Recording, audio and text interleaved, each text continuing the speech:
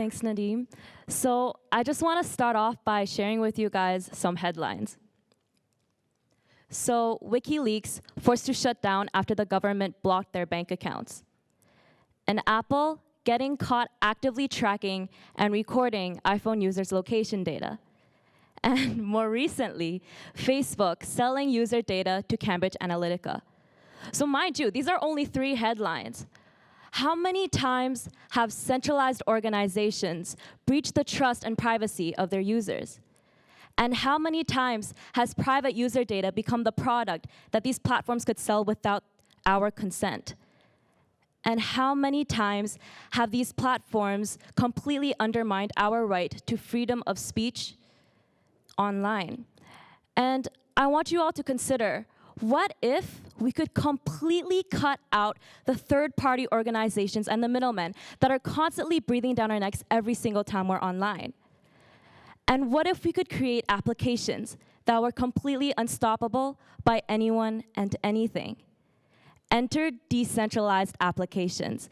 So also known as dApps, these are essentially pieces of open source software that leverage blockchain technology, which is a distributed ledger technology, and in this way, it can operate in a way that is completely decentralized and also financially incentivized. So this allows for 2 things.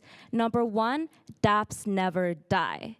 So dApps are really hard to take down for the reason that they live on a distributed ledger network. And so you have to take down or hack into 50% plus 1 of all of the nodes on the network in order to be able to take down a dApp, which is pretty much impossible to do if we consider like how huge these networks are today.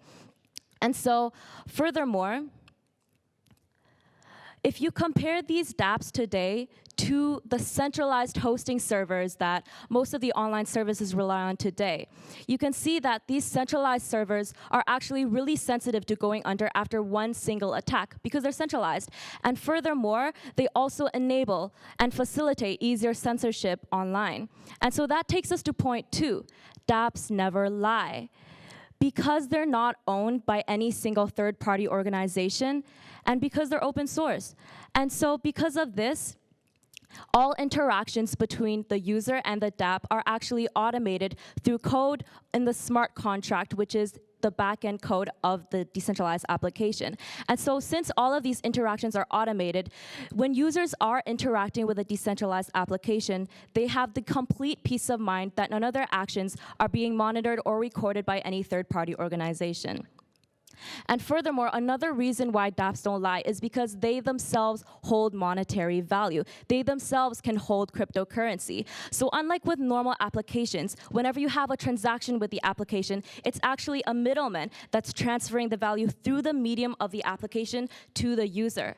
However, when you're having a transaction with a decentralized application, the value moves directly between the application and you, because all of this is automated through a smart contract.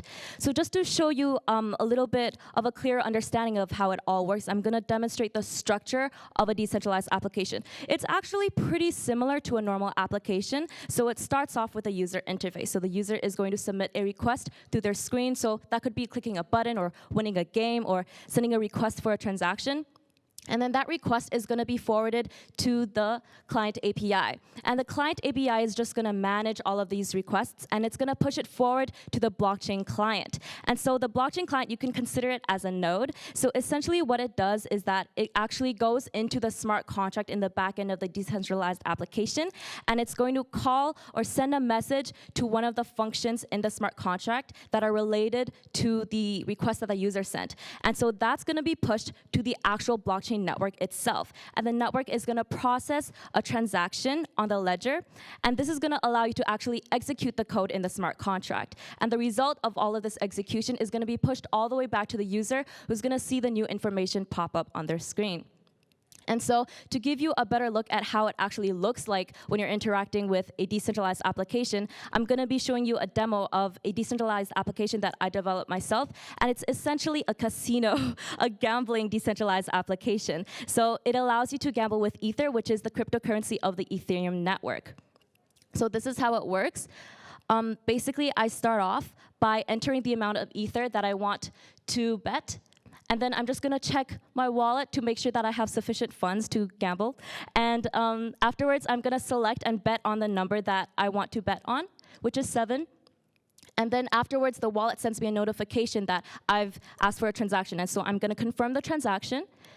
And then afterwards, basically what happens is we're at the blockchain network phase of the decentralized application right now. So it's going to actually process a transaction in order to be able to execute the code. And afterwards, we see that the number of bets has incremented, and also the amount of ether in the betting pool has also incremented. And so after all of the users are done inputting their bets, the user that has betted on the correct number will automatically receive the entire pool of funds that all of the other players have inputted. So that's just one example of how you could use or develop a decentralized application.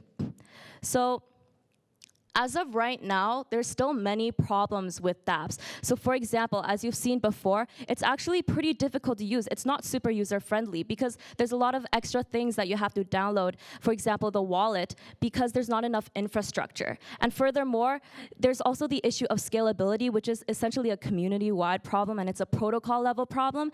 And basically what it means is that, for example, the Ethereum network, which is the mother platform of dApps right now, it can only process around 15 transactions per second. And this is super slow, because what if you have, for example, an Instagram that's like a dApp version of Instagram on top of the Ethereum network? That's like millions and millions of users on top of a network that can only process 15 transactions per second. That's impossible. However, this doesn't mean that all of these problems constitute an actual barrier for dApps to become the future of all of our online interactions, because the blockchain space is evolving. The blockchain space is evolving at a pace that is absolutely exponential. And so there are constantly new platforms that are emerging, and all of these new platforms offer different solutions to the problem I just talked about. And so if we think about this, in the next 5 to 10 years, all of the centralized organizations and the centralized platforms online today could possibly be replaced by decentralized platforms and decentralized applications. So the next time that we use any application, and the next time we go online, we won't ever have to fear that our user data is being compromised. And furthermore, all of these dApps have solutions to the problems that so many real-life industries are facing today. For example, supply chain, healthcare, and government. And dApps have the solutions that these industries need. Thank you.